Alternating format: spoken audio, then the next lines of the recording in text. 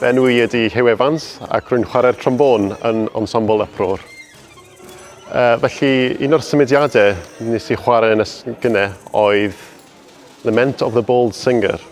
A mae hwnna'n, of course, lament yn golygu taw can sydd arfer yn cael chanu mewn angladd a can galar gyda emosiynau cryf iawn.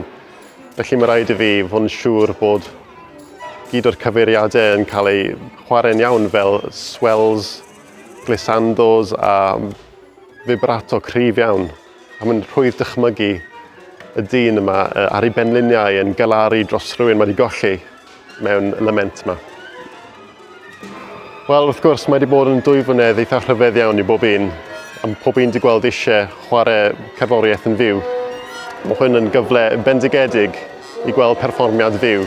Felly ni'n disgwyl mlaen i chwarae i bob un yn Aberystwyth, Bangor, Abergavenny a Chaerdydd.